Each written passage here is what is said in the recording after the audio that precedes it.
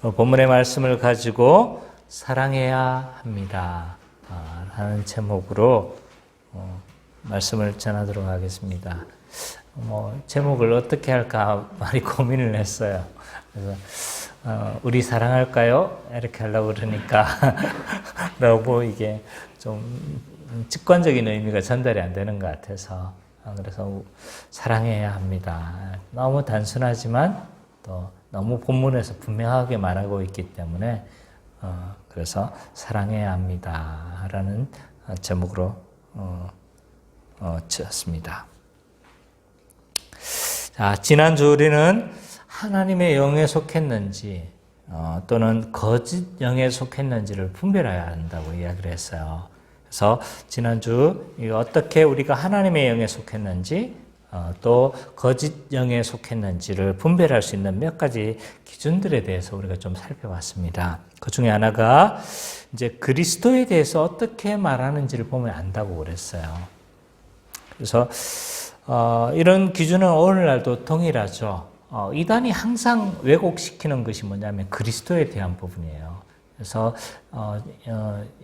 이걸 조직신학적으로 말하면 이것을 기독론이라고 해요.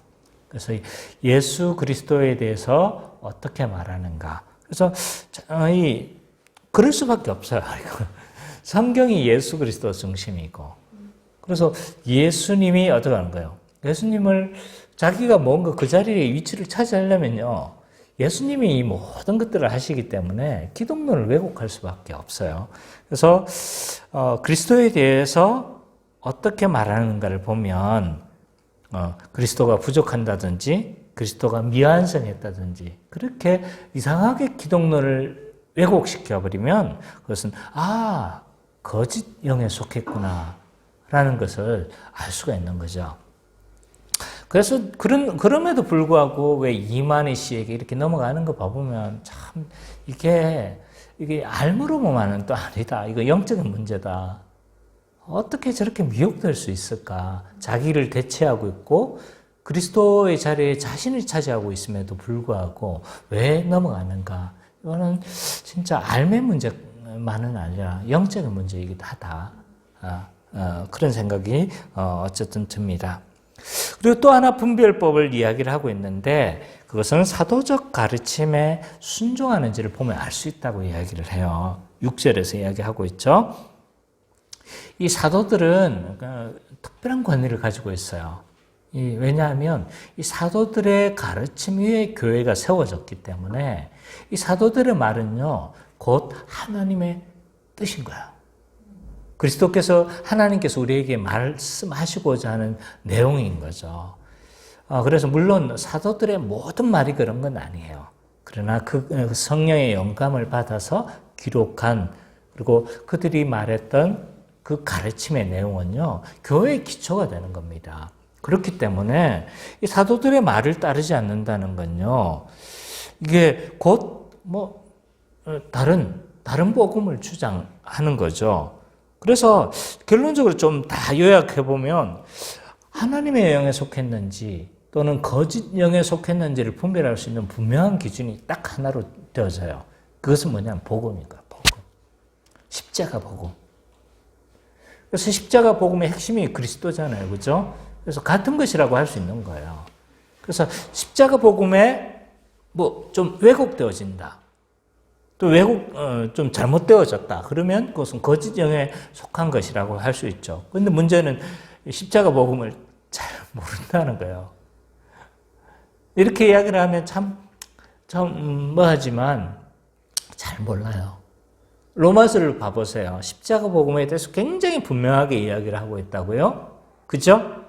근데 이 로마서를 보고 무슨 의미인지를 잘 모르겠다. 이러면 내가 십자가 복음을 지금 잘 모르고 있다는 거예요. 그래서 우리가 십자가 복음을 잘 이해를 하고 있으면 로마서가 잘 읽혀져요. 근데 로마서가 읽혀지지 않으면 그리고 무슨 뜻인지 모르겠다 하면 그것은 지금 내가 십자가 복음을 다 이해하지 못하고 있구나 라는 것을 알 수가 있는 거죠. 자, 두 번째 문단에서는 또 다른 분별 기준에 대해서 이야기를 하고 있어요. 우선 신자가 서로 사랑하는 것을 통해서 어디에 속했는지를 알 수가 있다라고 이야기를 해요. 왜 이것으로 우리가 분별 가능하냐면 하나님은 존재 자체가 뭐라고 그랬어요? 사랑이라고 이야기를 했어요. 근데 우리는 그에게서 났기 때문에 그에게서 난 자가 그의 존재적 특성을 가지고 있지 않으면 그에게서 난 자예요, 나지 않은 자예요? 나지 않은 자라는 거죠. 그래서 신자는요, 반드시 사랑하는 존재예요. 그냥 내가 갖춰야 될 어떤 교양이 아닌 거예요. 신자의 존재적 특성인 거예요. 왜? 하나님이 사랑이시기 때문에. 그러면 하나님이 사랑이신 증거가 뭡니까? 라고 했었을 때 항상 십자가 복음과 연관되어진다. 그래서 사랑이라는 것을 설명하기 위해서 항상 성경은요, 십자가 복음과 연결시켜요. 왜? 하나님이 암만 사랑한다고 해도 그것이 역사 가운데 드러나지 않으면 그것은 사랑이 증명된 게 아니잖아요. 그죠? 그래서 역사 가운데 분명하게 드러난 것이 뭐냐면 십자가 복음인 거예요. 그래서 예수님의 성육신은 그렇게 중요한 거예요. 성육신으로 이 역사 가운데 오셔야지 그 사랑이 드러나는 거잖아요. 그가 육체적으로 그리고 하나님으로서 죽으셔야지 그 사랑이 증명되는 거잖아요. 그래서 그 하나님의 사랑이 있잖아요. 가장 분명하고 가장 그냥 그 자체로 그 하나님 사랑인 거예요. 그러니까 십자가 복음과 연결 안 시킬 수가 없는 거예요.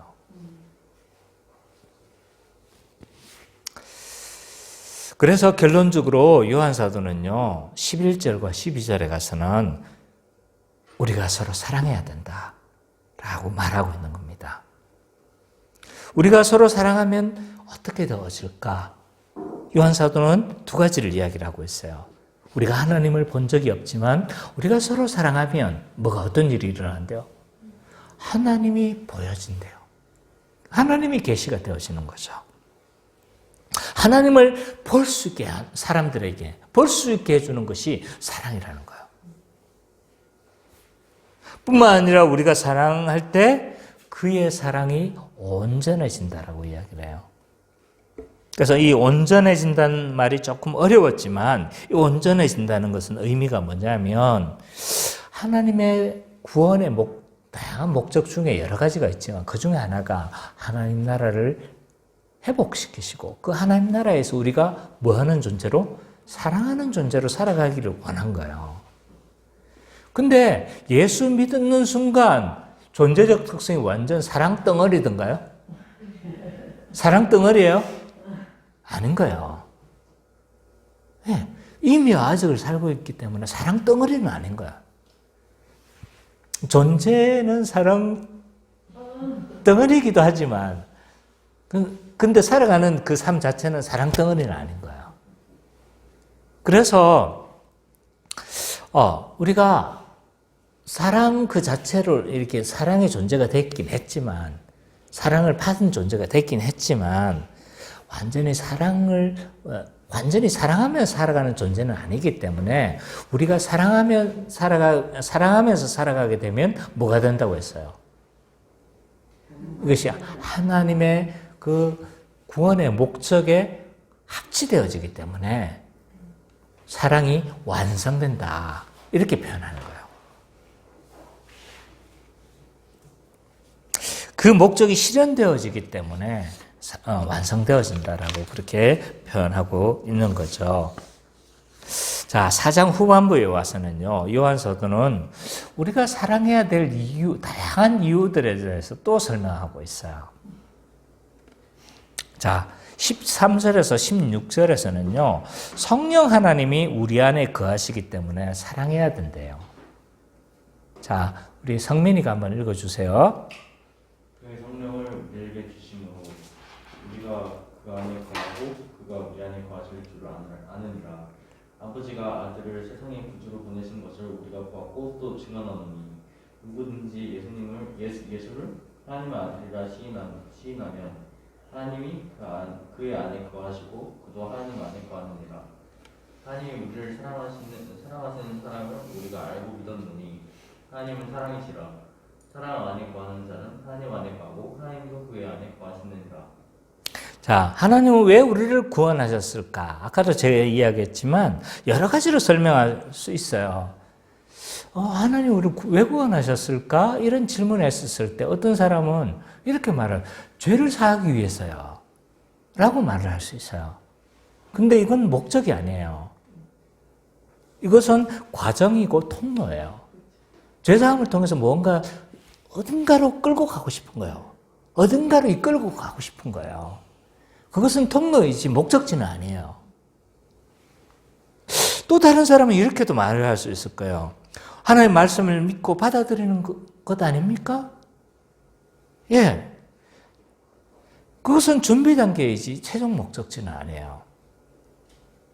그러면 예수 그리스도를 통해서 구원하신 최종 목적은 뭔가? 라고 했었을 때 아까 뭐였어요? 하나님 나라를 회복시키시고 하나님 나라에서 우리가 안식을 누리고 서로 사랑하면서 사랑의 그 결과로 주어지는 게 안식이겠죠. 그죠? 그래서 사랑하면서 살아가는 것이 이것이 최종 목적지예요. 근데 이것을 가능하게 하신 분이 뭐냐면요. 성령님이라는 거예요. 성령님. 자, 물론 이 구원의 사역을 실행하시는 분은요. 예수님과 그리스도의 십자가예요. 분명해요. 이 모든 일들을 위해서 하신 모든 것들을 성취하신 분은 분명히 예수 그리스도와 그가 하신 그리스도의 십자가예요. 이것이 분명하지만 그렇지만 이 모든 것들이 있잖아요. 실제화되고 그것이 이루어지게 하고 그것이 적용되게 하시는 분이 누구냐면 성령님인 거예요. 그래서 예수님도 있잖아요. 스스로도 뭐라고 이야기를 했냐면 내가 가고 또 다른 보혜사를 오는 것이 너희에게 복이다 라고 이야기를 하는 거예요. 그래서 예수 그리스도는 십자가를 통해서 모든 복의 토대를 만들어 놨어요. 그 모든 복의 토대를 만들었지만 이것을 실제화시키시는 분이 누구시냐면 성령님인 거예요. 그래서 오늘 본문에서는요, 이 성령님께서 이것을 어떻게 가능하게 하는가를 좀 보여주고 있는 거예요. 근데 중간중간 과정에 설명이 없어. 그냥 툭 그렇게 막 해놓으니까 이 중간 논리가 없는 거예요. 중간 논리가. 그래서 좀 어렵게 느껴지는 거예요. 가장 먼저는요, 성령님은요, 13절에 보니까 중생케 하세요. 네, 중생케 하시는 거예요. 뭐냐면 이 중생이 얼마나 중요하냐면요. 우리는요. 내가 하나님을 믿는 것처럼 보이지만요. 절대로 우리는 하나님을 선택을 못해요. 왜? 죽은 존재예요. 영적으로 죽어버렸어. 죽은 사람이 하나님 손 내빈다고 붙을 수가 있나요? 붙드는 거예요. 왜냐면 죽은 사람은 그냥 너 요만큼만 봐. 요까지만 한 1cm만 움직여봐. 그러면 내가 구원시켜 줄게. 할 수 있는 거야? 못하는 거예요. 절대로 있잖아요. 죽은 우리는 하나님을 선택할 수 있는 존재가 아닌 거예요. 그래서 가장 먼저 하시는 작업이 뭐냐면 이건 논리적이에요. 사실은 동시적으로 일어나는 거예요. 근데 가장 성령님께서 가장 먼저 하시는 작업이 뭐냐면 중생인 거예요. 중생. 그냥 살아나게 하는 거예요. 그래서 죽었다가 성령님이 어느 순간 확 찾아오시는 거예요. 딱 눈을 뜨는 거야. 그 하나님이 보이고 내가 보이는 거예요. 하나님 거룩하시고 나는 죄인인 게 어느 순간 보이는 거예요. 그러니까 어떻게 되는 거예요? 와, 어떻게 되지? 내가 멸망받을 죽을 자이구나 라는 것을 발견하고 어떻게 하는 거예요? 아, 구원의 길이 저기 있구나 라고 하면서 어떻게 하시는 거예요? 그 예수님을 뭐 하는 거예요? 붙드는 거예요. 십자가를 붙드는 거죠. 그래서 사도들이 전한 복음을 있잖아요. 알고 믿어버려요. 그것이 14절, 15절에서 이야기하고 있는 거예요. 죽은 시체는 절대로 하나님을 선택할 수 없기 때문에 성령님을 통해서 먼저 살아나게 하고, 그리고 그 살아나게 된 존재가 선택하는 것이 뭐냐면, 그리스도를 믿는 거예요. 그래서 중생의 결과로 믿음이 나오는 거예요. 그래서 절대로 우리는 먼저 선택해가지고 중생되는 게 아닌 거예요. 무슨 말인지 아시겠죠? 내가 믿었기 때문에 중생하는 것이 아니고 성령님이 찾아오셨기 때문에 내가 믿는 거예요. 그래서 믿음도 뭐다? 은혜다 라고 이야기를 하는 거예요. 이렇게 믿은 사람이 자연스럽게 하는 반응이 뭐냐면 16절이에요. 그게 뭐냐면 사랑인 거예요. 사랑. 어떻게 우리는 자연스럽게 사랑하는가? 하나님에 대해서 눈을 뜨니까요. 야, 하나님의 사랑을 알게 돼요. 하나님의 사랑을 알게 되고 그 하나님의 사랑을 아니까 자기가 사랑 안 할 수가 없는 거야. 또 그 하나님의 사랑을 아는데도 내가 능력이 없으면 사랑할 수 있습니까? 없습니까? 못하는 거죠. 그죠? 그래서 성령님 통해서 새 존재가 되기도 하고 또 우리가 말씀을 새롭게 함으로 또는 다른 말로 성령 충만하기 때문에 말미암아 어떻게 되는가요? 사랑할 수 있는 능력을 주시는 거죠. 그래서 이 중간 논리들이 사실은 다 있어야 되는데 요한사도는 살아났다. 그리고 뭐요? 알고 믿었다. 그리고 사랑한다. 이것만 이야기를 하니까 요한사도가 굉장히 내가 봐서는 비약을 심해요. 비약이. 중간중간 가정을 설명 아니 나중에 책만 뭐 나보고 그랬다고 이럴까 봐. 예, 어쨌든 그런 거예요. 그러다 보니까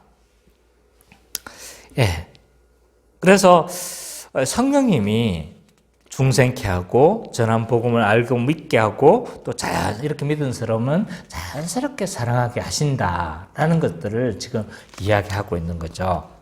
성령님은요 코이노니아의 영이세요. 교제케 하시는 영이세요. 그래서 이 하나님 아버지는요 우리가 누리는 이 사랑을 시작하셨어요. 시작하셨는데 그것을 이 사랑을 십자가를 통해서 뭐예요?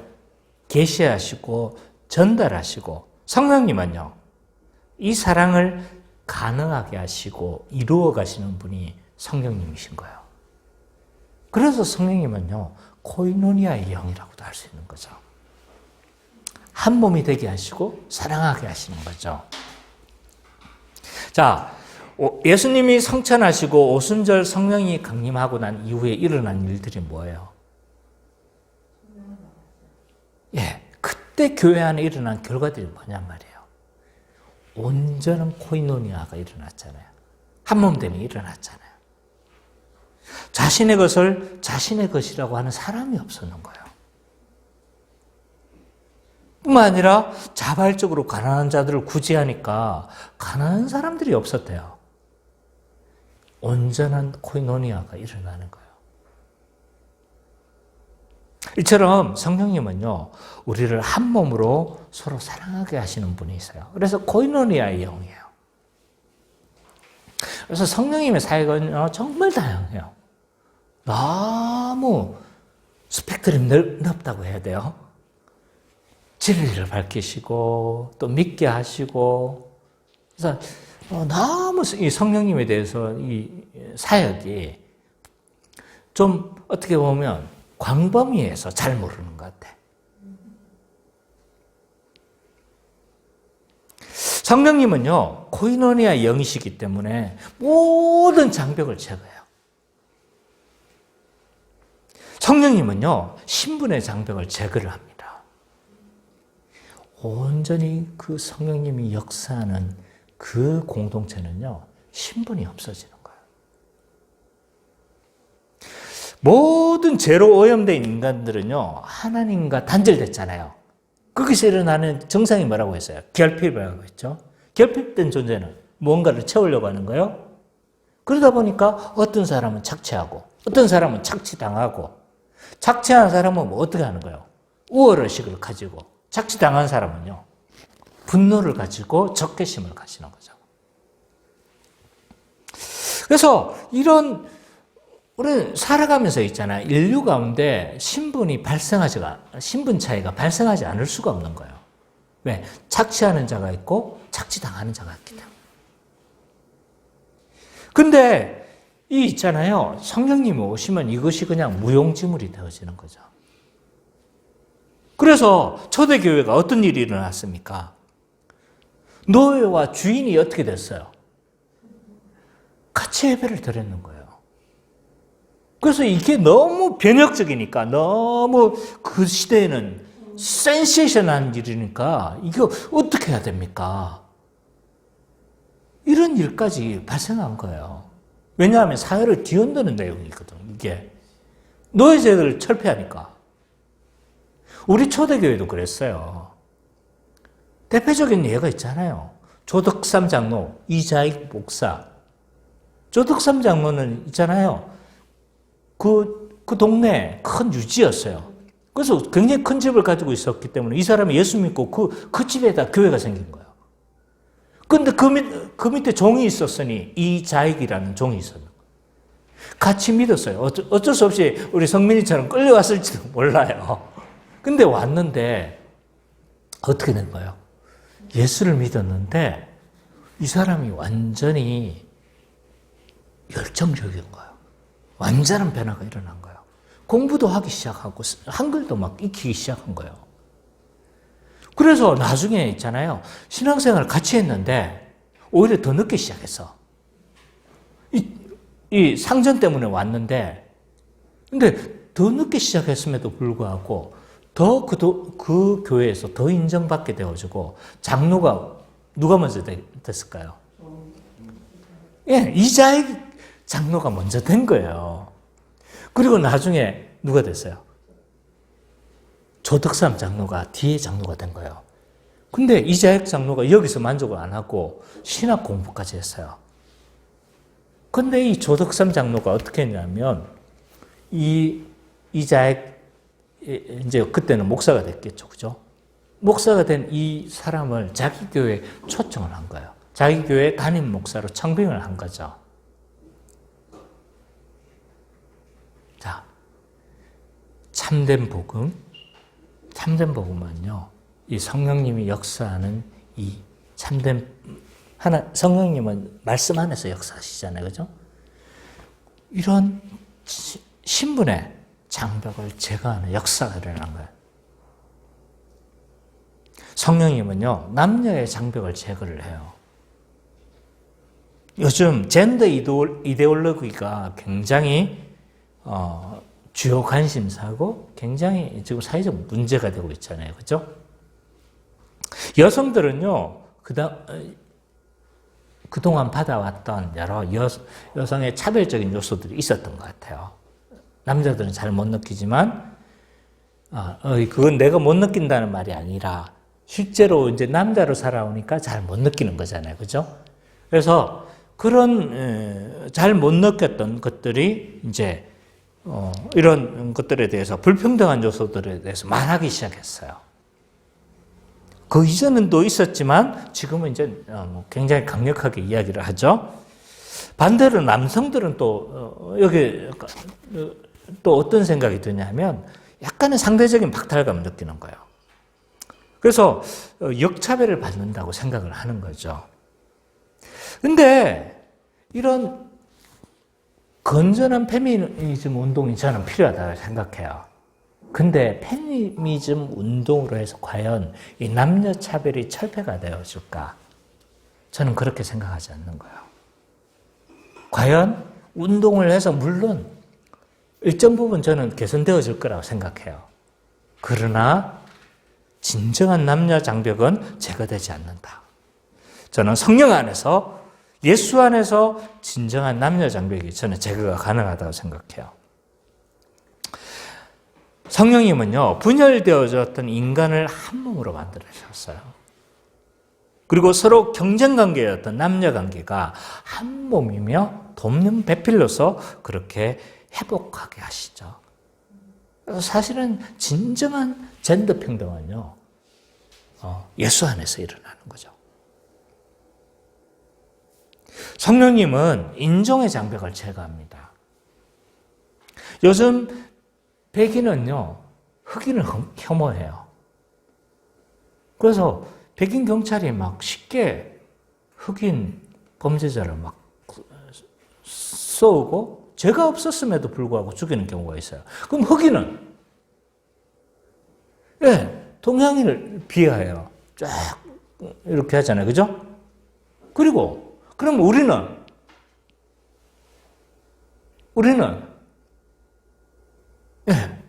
아니면 동남아시아를 사람들을 막 할 수도 있고 똑같은 거예요, 지금. 이런 인종차별은요, 인종차별은 성령님의 그 코이노니아의 영에 의해서 모든 장벽이 제거가 되어지는 거죠.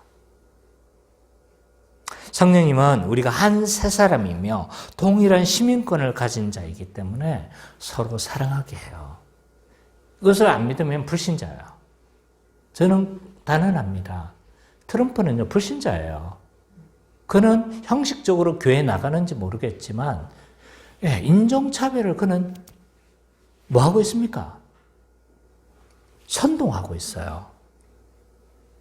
윤여정이 그 아카데미 시상식에서 우리는 레인보우와 같이 서로 어울려서 살아야 된다고 맞는 말이잖아요. 그죠? 근데 바로 그 다음날 트럼프는 불편하다고 이야기를 해요. 트럼프는요, 저는 믿는 자가 아니라고 생각해요. 이것을 안 믿는 거예요. 성령님이 하신 사역을 안 믿는 거예요. 어찌 그가 믿는다라고 말을 할 수가 있어요.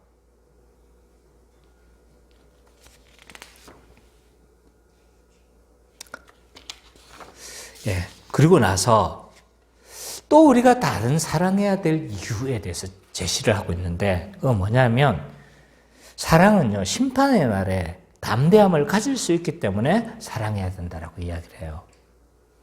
사랑은요, 두려움을 없애준대요. 17절, 18절. 우리 수민 자매가 한번 읽어주세요. 이로써 사랑이 우리에게 온전히 이루어진 것은 우리로 심판날에 담대함을 가지게 하려 하니 주께서 걸어가신 것 같이 우리도 이 세상을 바라온다. 사랑 안에 두려움이 없고 온전한 사랑이 두려움을 내쫓나니 두려움은 형벌이 있습니다. 두려움은 사랑 안에 온전히 이루지 못하는 것입니다. 지난주 설교에서 우리는 서로 사랑하면 사랑이 온전히 성취되어진다, 완성되어진다 라고 이야기를 했는데요. 온전케 되어진다, 이 말의 의미가 뭐라고 그랬어요? 완성되어진다, 이 말이 뭐라고 그랬어요? 원래 출발했던 목적지로부터 갖고 있었잖아요. 그 출발했던 목적지로부터 뭐가 되는 거예요? 이루게 됐다는 걸 의미하는 거예요. 어떤 목사님이 이렇게 표현하더라고요. 완성되어졌다. 출발했던 목적지로 이루게 됐다. 참 좋은 표현이어서 저도 인용을 해봤습니다. 원래 하나님의 구원의 목적은요, 하나님 나라 안에서 우리가 서로 사랑하는 존재인 거예요. 자동적으로 되어지는 것이 아니기 때문에 우리가 서로 사랑하게 되면 그것이 완전케 되어지는 거예요. 그 목적지에 이르게 되는 거죠. 근데 이렇게 사랑이 우리에게 온전히 이루어지는 것은요, 여기 온전히 이루어진 것은 17절에 이야기하고 있죠. 그래서 제가 설명하는 거예요. 그렇게 되어지면 어떤 일이 벌어지냐 했었을 때, 심판날에 담대함을 가지게 된다는 거예요. 우리가 온전히 사랑하고 그 사랑이 온전케 되어지고 완성되어지면 어떤 일이 일어나냐 했었을 때, 심판날에 담대함을 가지게 될 수 있대요.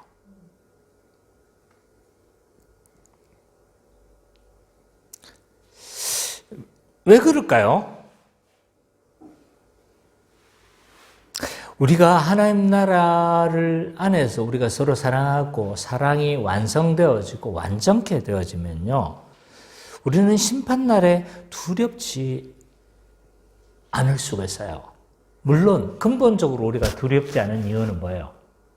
그리스도의 의를 입었기 때문이에요.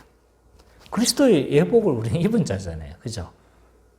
의를 입은 사람이기 때문에 우리는 담대할 수가 있어요.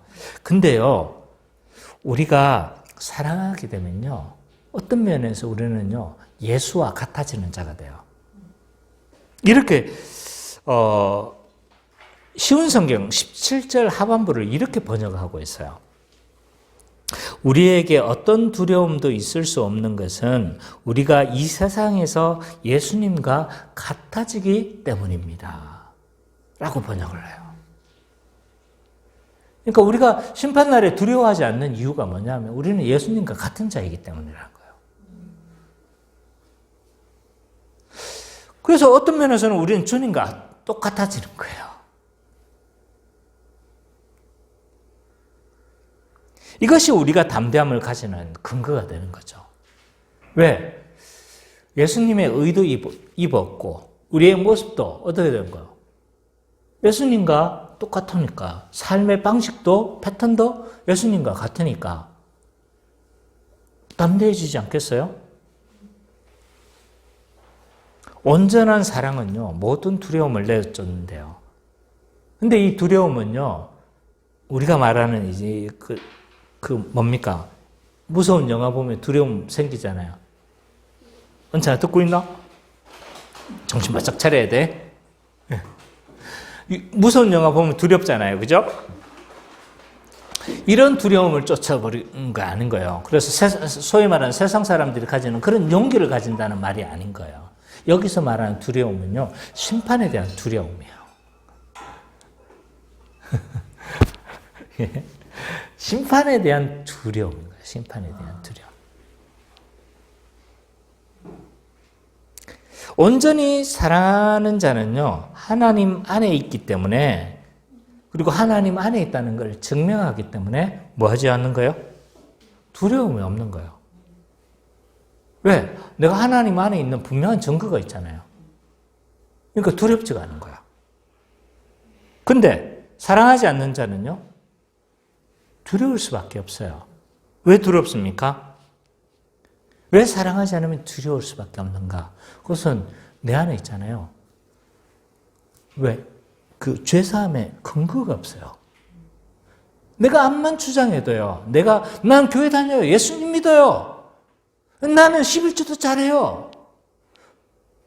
다 이렇게 아무리 말해도요. 죄사함에 어떤 증거가 없는 거예요. 근거가 없어. 그러니까 이 사람의 구원이 확실치가 않은 거예요. 또 안 믿는 자는요, 아예 이 사랑이 없다는 그 사실 자체로 불신자임을 드러냈고, 믿는 사람이든 안 믿는 사람은요, 두려워할 수밖에 없어요. 믿는다고 주장하는 사람은 사랑이 없기 때문에 뭐가 없어요? 근거가 없는 거예요. 죄사함에 근거가 없어요. 증빙 자료가 없는 거예요. 그렇기 때문에 두려워할 수밖에 없다는 거예요. 본인은 안 두려울 수 있어.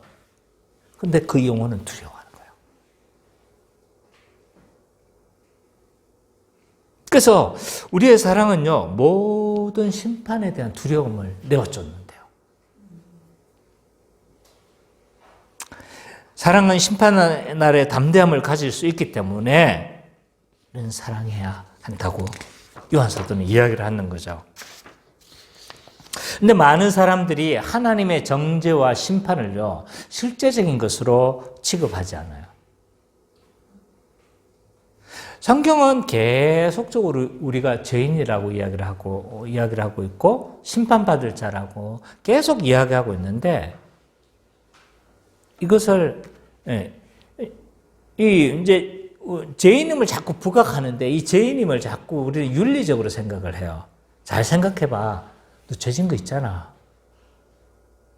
이렇게 윤리적으로 접근하는 게 아닌 거예요, 성경은.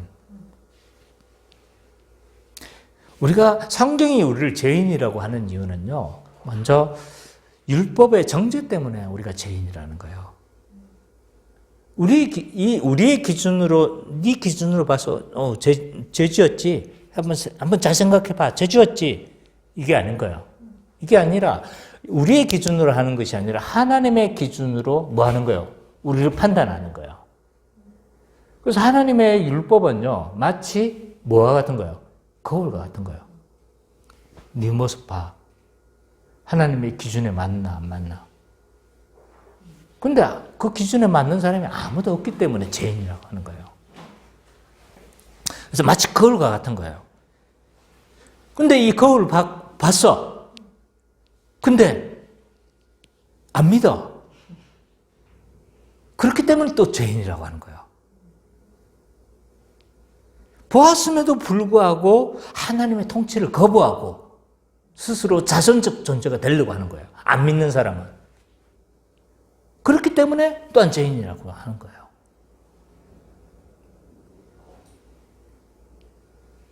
그래서 우리는 모든 인간은 죄인이고 그리스도의 의를 받지 않으면요, 우리는 하나님의 심판이 있을 것이라고 해요. 근데 이 사람들이 이걸 별로 안 두려워해요. 왜냐하면 이거 실제적으로 믿지 않기 때문이에요. 실제적으로. 자, 사도신경에 보면요, 뭐라고 고백하고 있냐면 우리가 다시 부활할 거다라고 고백해요. 맞죠? 맨 마지막 부분에 있죠? 이게 뭘 의미할까요? 부활한다는 게. 우리 몸이 다시 있는 거 아닙니까? 맞아요. 근데 그게 맞는데 이게 의미하는 바가 뭐냐면 부활한다는 건요, 우리가 몸을 다시 입는다는 거잖아요. 그러면 거기서 우리가 누리는 천국이 실제적인 것이라는 거고, 반대로 악인도 육체를 입고 부활해요. 그러면 그 악인이 당하는 고통도 뭐라는 거예요? 실제적이라는 거예요. 그래서 이 부활이라는 건요, 단순히 우리가 육체를 입네? 그렇구나. 여기에 이렇게 이것을 말하는 것이 아니라 우리가 다시 부활한다는 이 내용은 뭐냐면 우리가 누리는 그 천국이 실제적인 것이다. 눈으로 보는 것이고 만지는 것이고 그리고 모든 것들이 감각하는 실제적인 것이 될 거야 라는 말이에요. 반대로 믿지 않는 자들의 심판은요, 너희가 그렇게 육체를 다시 입어가지고 고통당하는 것이 실제적인 것이 될 거라는 그 의미라는 거예요. 근데 이걸 안 믿는 거야. 안 믿어.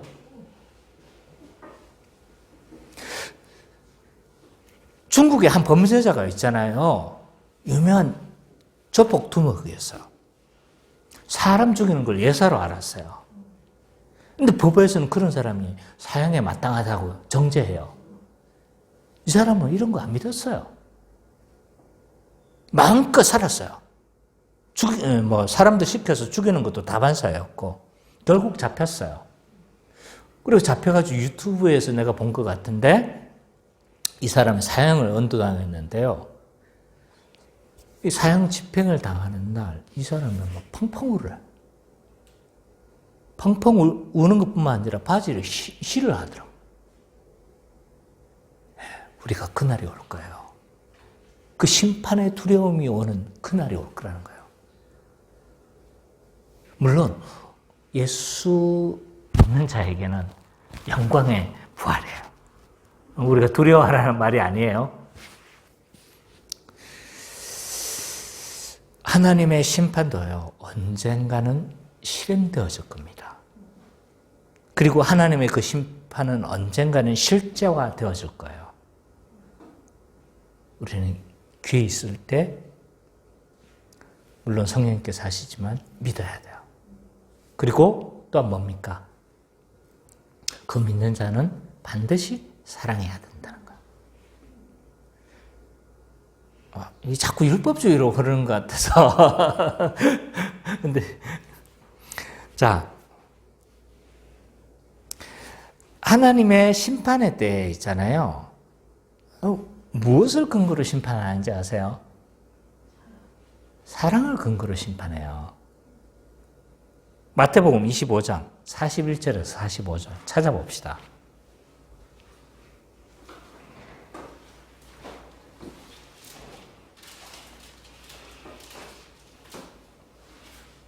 마태복음 25장 41절 45절. 선미자매가 한번 읽어주세요.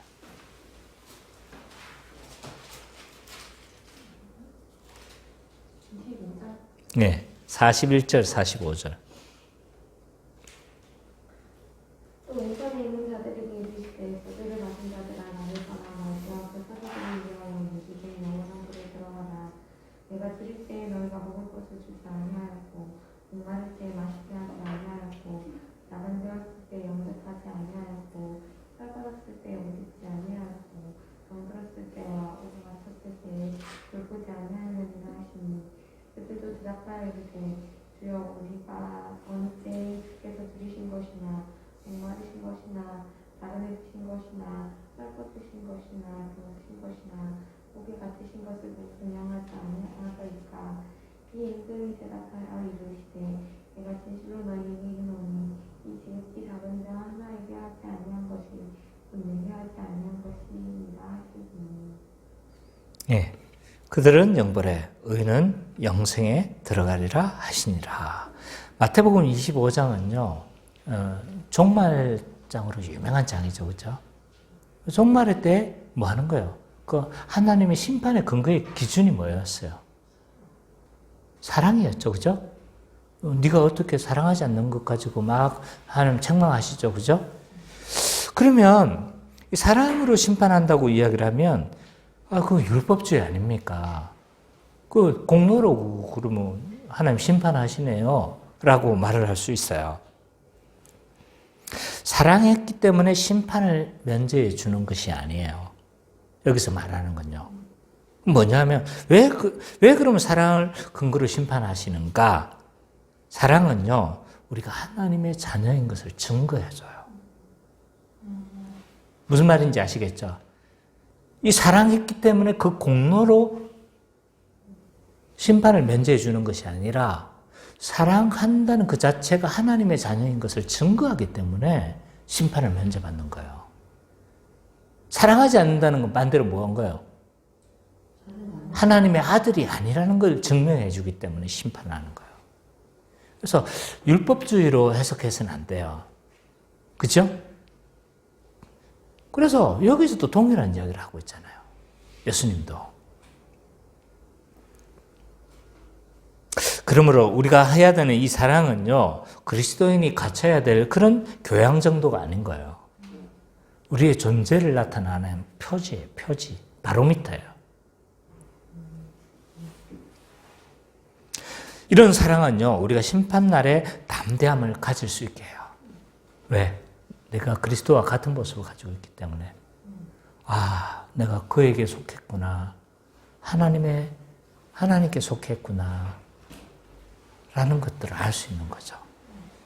그래서 자꾸 사람들은요, 세례 함부로 주지 마라, 함부로 주지 마라, 이 이야기를 하면, 거듭나는 건 하나님만 아시지. 맞긴 맞아요. 우리는 다 가릴 수는 없어요. 근데 성경에서는 거듭남에 대한 부분을 분명한 표지가 있는 거예요. 이것도 이런 것들을 점검해야죠. 우리가 어떻게 하나님입니까? 그건 알 수 없어요. 알 수는 없지만, 최대한 뭐 하는 거예요? 우리는 거듭나지 않는 자를 필터링 해야 돼요. 그래야 믿는 자들이 고통을 안 당해요. 네, 불신자들이 교회 안에 들어오면, 형식적으로 교회 안에 들어오면 고통을 당하게 돼 있어요. 그들은 세속주의로 끌고 가고, 믿는 자들을 핥혀요. 그렇기 때문에 해야 돼요. 제가 오늘 다른 걸 한 장 빠져서 그런가 자꾸 다른 쪽으로 빠지려고 예, 최대한 지금 절제하고 있습니다. 또 다른 이유를 19절에서 21절에서 이야기하고 있는데, 하나님에 대한 사랑은요, 형제 사랑으로 정면되기 때문에 사랑해야 된대. 또 19절, 21절 우리 박선희 사모님이 한번 읽어주세요. 우리가 사모하는 그가 먼저 우리를 사랑하셨습니다. 누구든지 하나님을 사랑하노라 하고 그 형제를 미워하면 이는 거짓말하는 자니 보는 바 그 형제를 사랑하지 아니하는 자는 보지 못하는가 하나님을 사랑할 수 없느니라. 21절까지. 우리가 이 계명을 주께 받았나니 하나님을 사랑하는 자는 또한 그 형제를 사랑할지니라. 하나님을 사랑하는 자는요, 또한 그 형제를 사랑해야 된다라고 이야기를 해요. 누구든지 하나님을 사랑하느라 하고 그 형제를 미워하면 이는 거짓말하는 자다라고 이야기를 해요. 왜 하나님을 사랑한다고 하면서 형제를 미워하면 거짓말하는 것인가? 당연한 거예요. 하나님의 사랑으로 새롭게 된 자는요, 하나님을 사랑할 뿐만 아니라 누구를 사랑하는 거예요? 이웃을 사랑하는 것이 그 존재적 특징이에요. 뿐만 아니라 그 형제를 사랑하지 않는 게, 이게 하나님을 사랑하지 않는 형제를 미워하면 왜 이 거짓말은 이유가 또 있는데, 그 이유는 뭐냐면 이 형제를 사랑하는 것이 어려울까요? 하나님을 사랑하는 것이 더 어려울까요?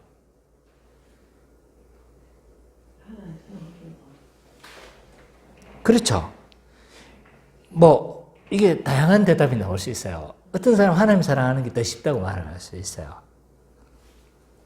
자, 형제를 사랑하는 건요, 어떤 면에서는 쉬워요. 왜? 형제는 우리 눈에 보이잖아.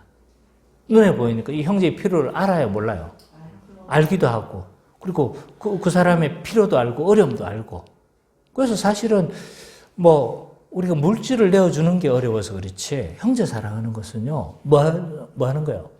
어쩌면 더 쉬울 수가 있어요. 그 필요를 알기 때문에. 근데 하나님을 사랑하는 것은 이게 뭘까요, 도대체? 하나님 사랑한다는 게. 이걸 알아야지 쉬운지 어려운지는. 하나님 사랑하는 게 뭐예요? 어떤 사람은 종교적 행위를 하는 것이 하나님 사랑으로 이해를 해요. 그래서 내가 예배 잘 드리고 11조 잘하고 또 줄 성수 잘하고 이게 하나님 사랑하는 거라고 생각해요. 이렇게 생각하면요, 하나님 사랑하는 거 쉬워요. 우리 다 하고 있잖아요. 그죠? 다 하고 있잖아요. 그죠? 그렇기 때문에 이렇게 생각하면 하나님 사랑하는 게 쉬워. 근데 하나님 사랑하는 것이 뭔지를 잘 생각해야 돼요. 바리새인들은 이거 다 잘했어요. 근데 하나님 사랑한다고 하나님 사랑한다고 칭찬 안 받았어요. 뭐가 문제가 있었던 거예요? 하나님이 사랑하는 그게 의도가 아니라는 거 아시겠죠? 하나님이 사랑하는 건요, 하나님의 뜻을 행하는 거예요. 그 하나님 뜻을 행하는 게 뭐예요? 이웃 사랑인 거예요. 핵심적인 게. 이렇게 보면요, 어려운 거예요. 같을 수도 있고. 따라서 형제를 사랑하지 않으면서 하나님을 사랑한다는 건요, 한마디로 거짓말이에요. 내가 여러 가지 말로 좀 설득하려고 했지만 그건 분명해요. 보이는 형제를 사랑하지 못하는데 어떻게 보이지 않는 하나님 사랑할 수 있겠어요? 그리고 21절에 가서는요, 하나님 사랑은요, 형제 사랑으로 증명되어진대요. 21절 한번 다 같이 읽어볼까요? 시작. 우리가 이 계명을 주께 받았나니 하나님을 사랑하는 자는 또한 그 형제를 사랑하느니라. 당연히 그렇게 된대요. 둘은 분리할 수 없다라고 이야기를 해요. 물론 우선순위에 있어서 하나님 사랑이 더 중요해요. 이게 돼야 다른 것도 가능하거든요. 그렇긴 하지만 원칙적으로 하나님을 사랑을 알고 그리고 하나님의 사랑을 알아야 이웃을 사랑하는 것이 맞지만, 그러나 형제를 사랑할 때만이 그 하나님을 사랑하는지를 확인되어져요. 하나님에 대한 사랑은요, 형제 사랑으로 증명이 되어져요. 이것은 서로 따로 분리될 수 있는 게 아니에요. 많은 성도들이요, 있잖아요. 하나님 사랑과 형제 사랑하는 것을 분리해서 생각해요. 이것은 별개의 문제라고 생각해요. 하나님 사랑하는 거하고 이웃 사랑하는 거하고 있잖아요. 이건 별개의 문제라고 생각해요.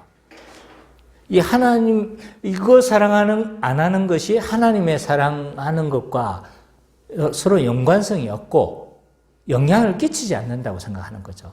하나님 사랑 안 하면 이웃도 사랑 안 해요. 이웃 사랑 안 하면 뭐도 하나님 사랑 안 해요. 이걸 자꾸 따로 개별적인 것으로 이해를 하는 거죠. 이런 착각을 많이 해요. 바리새인도 이런 착각을 했어요. 바리새인들은 우리가 알다시피 11조 금식 기도를 철저히 했어요. 근데 형제 사랑에 대해서는 소홀히 했어요. 마태복음 23장 23절에 보면 이렇게 이야기해요. 화 있을 진짜 외식하는 서기관들과 바리새인들이여 너희는 박하와 해함과 근처의 11조는 들이되 율법에 더 중요한 바 정의와 긍휼의 믿음을 버렸도다. 그러나 이것도 행하고 저것도 버리지 말아야 할지니라 라고 이야기를 해요. 그래서 이 바리새인들은 이것을 따로 분리한 거예요. 하나님만 하면 되지 뭐. 이건 내가 열심히 했는데 이건 좀 덜 해도 되지 라고 분리했어. 근데 예수님은 이건 분리할 수 있는 성격이 아니라는 거예요. 오늘날 우리 성도들도 비슷한 의식을 가지고 있어요. 그래서 종교적 행위를 하면 하나님만 뭐 섬기면 되지. 뭐 사람 섬기나? 이런 이야기 우리는 수도 없이 많이 들었잖아요. 마치 상관이 없는 것처럼 이야기를 해요. 그래서 종교적 행위는 열심히 해. 11조 뭐 한 번도 빠지는 경우가 없어. 근데 이것에 대한 관심이 전혀 없어. 구제도 안 해. 이것에 대해서 진실하지도 않아.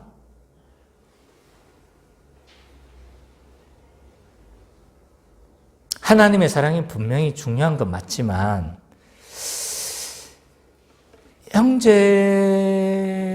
그 사랑은요, 반드시 형제 사랑과 연결되어지게 되어져 있습니다.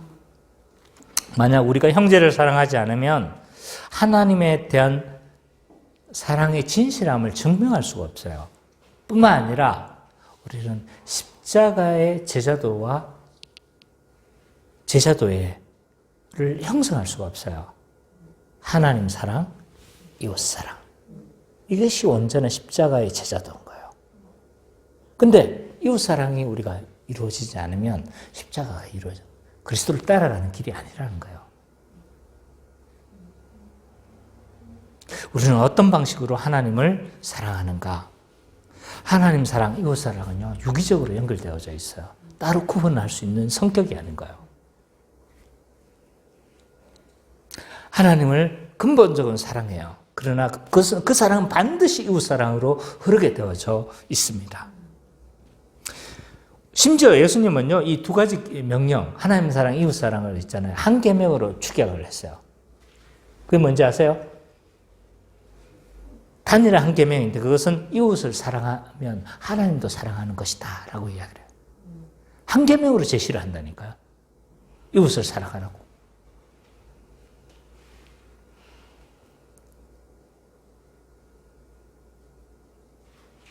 그래서 우리가 하나님에 대한 사랑의 진실성은요, 형제 사랑으로 증명되어지고 이 형제 사랑은요, 하나님에 대한 사랑의 바로 밑인 거예요. 형제를 사랑하지 않고 형제에 대한 관심이 없으면요, 그래서 하나님을 안 사랑하는 거예요. 하나님에 대한 사랑은요, 반드시 형제 사랑으로 되어져 있습니다.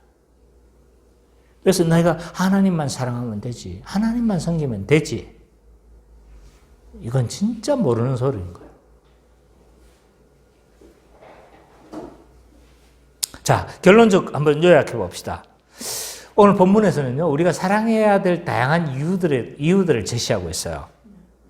첫 번째로 성령님은 거듭나고 성령을 믿고 성령님은 사랑할 수 있게 하기 때문에 우리는 사랑할 수 있다. 그래서 사랑해야 된다는 거예요. 뿐만 아니라 우리는 심판날에 하나님 앞에서 담대할 수 있기 때문에 사랑해야 된다는 거예요. 사랑은 모든 두려움을 몰아냅니다. 왜? 우리는 어쩌면 어떤 면에 있어서는 하나님과 같아지기 때문에, 그리스도와 같아지기 때문에. 그 그리스도와 같은 그 우리를 내치지 않으실 거예요, 하나님은. 그러면 그건 이상한 하나님이잖아요, 그죠? 네, 담대할 수 있는 거예요. 또 마지막으로 하나님 사랑은요, 이 하나님에 대한 사랑은 형제 사랑으로 증명되어지기 때문에 사랑해야 된다. 요한 사도는 이야기하고 있는 거예요. 이런 모든 이유들은 우리가 형제를 사랑하는 것이 얼마나 당연한지를 보여주고 있는 거예요. 지금까지 우리는 형제를 사랑하는 것이 얼마나 중요하고 당연한지에 대해서 살펴봤어요. 이런 사랑을 하나님이 먼저 하셨어요. 11절, 19절 읽어볼까요? 11절, 19절 선미자매가 한번 읽어주세요. 사랑하는 자들아 하나님 이같이 우리를 사랑하셨은즉 우리도 서로 사랑하는 것을 마땅하도다. 우리가 사랑하는 그가 먼저 우리를 사랑하셨습니다. 예, 하나님께서는 우리를 사랑하셨기 때문에 우리가 하나님을 사랑하는 것이 너무 마땅하대요. 이 사랑을 하나님 먼저 하셨대요. 여기서 마땅하다라는 헬라어를 보면요, 묶여 있어서 분리할 수 없다. 또는 빛이 적기에 반드시 갚아야 한다는 뜻을 내포하고 있어요. 그래서 너무 마땅하다는 거예요, 우리가. 근데 어떻게 형제를 사랑하래요? 11절에 보니까 형제를 사랑하는 것이 너무 마땅한데 그 방법이 어떻게 해야 된대요? 이처럼 하래요. 이처럼 우리가 사랑하는 것이 마땅하다라고 되어져 있어요. 이처럼. 누구처럼? 예수님처럼. 그래서 이 말에 이처럼이라는 단어 안에는요, 우리가 사랑해야 될 사랑의 깊이, 우리가 사랑해야 될 넓이, 우리가 사랑해야 될 뭡니까? 크기, 이런 것들이 다 이 안에 결정되어진 거예요. 이것이 다 우리를 결정해줘요. 또 다른 말로 말하면 예수님처럼 사랑하며 자신을 내어주는 것처럼 어떻게 해요? 우리는 사랑해야 된다. 생명을 걸고 사랑하려는 거야. 생명 걸고. 이것이 우리의 사랑의 크기인 거예요. 또 길이가 어떻습니까? 하나님이 우리를 어떻게 사랑하셨어요? 태초부터 지금까지. 이것이 우리의 하나님의 사랑의 길이를 말해주고 있어요. 얼마나 넓게 사랑하셨습니까? 자신의 독생자를 내어줄 만큼. 근데 또 조건이 없었어요. 네가 잘하네. 이게 아닌 거야. 원수되었던 우리를 막 조건이 없었던 거예요. 아들을 내어줄 만큼 사랑했고 또 조건이 없을 만큼 원수되었던 우리 적대하는데도 사랑해 준 거예요. 이것이 우리의 사랑의 뭘까요? 크기라고 해야 될까요? 이렇게 사랑하실 수 있겠어요? 그게 가능합니까, 목사님? 아마 예수님과 동일한 사랑은 우리는 불가능할까요? 근데 분명한 건요, 하나님은 우리가 사랑하는 것을 기뻐하신다는 거예요. 우리가 어떤 크기로 어디까지 해야 됩니까? 자꾸 이런 질문 하지 마세요. 그런 질문하면요, 저는 예수님과 같이 사랑하세요 라고 말할 수밖에 없어요. 그냥 보이는 대로 사랑하시면 돼요. 보이는 대로. 내가 함께 줘야 되겠구나 생각되시면 함께 주시면 돼요. 성령님께서 그 크기에 대해서는 말해 주실 거예요. 울고 있는 사람이 있으면 같이 울어주면 되는 거예요. 몇 시간요? 몇 시간 같이 울어줘야 돼요? 성령님께서 말해 주실 거예요.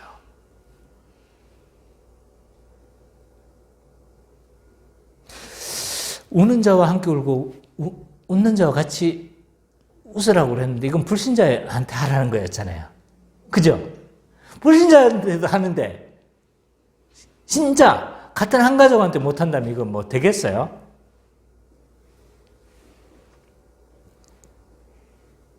어떤 내 도움이 필요한 사람이 있으면요, 그냥 힘껏 도와주면 되는 거예요. 그래서 예수님도 작은 소자에게 물 한 것 마시게 한 그것이 곧 내게 한 것이다 라고 말씀하고 있잖아요. 또 먼저 사랑하세요. 와, 사랑할까? 지금 들어가야 될 시점인가? 이러지 마시고 감동이 오면 팍 하는 거예요. 경쟁하듯이. 먼저 사랑해야 돼요. 자, 우리는요, 성경은 이렇게 이야기를 했어요. 요한사도는 눈에 보이는 형제를 사랑하는 것이 쉽다고 성경 요한사도는 이야기했잖아요. 근데 우리는 지금 반대예요. 하나님 사랑하는 것이 어렵고 쉽고 또 형제를 사랑하는 것이 지금 어려워요. 우리는.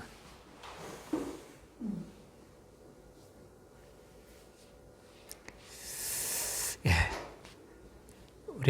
우리의 모습이 한 상황이에요. 하나님의 사랑으로 우리 형제를 사랑합시다. 그 깊이, 넓이, 시간 저한테 물으면요, 저는 예수님 말씀할 거예요. 주께서 인도하시는 대로 우리는 사랑해야 합니다. 그래서 우리가 하나님의 아들로 드러나고 심판날에 두려움이 없고, 그래서 정말 우리가 하나님이 그리스도께서 하신 것처럼 우리가 사랑함으로 말미암아 정말 하나님의 아들로 드러나는 우리 기쁨의 교회 모든 성도님들이 되시기를 간절히 축원합니다.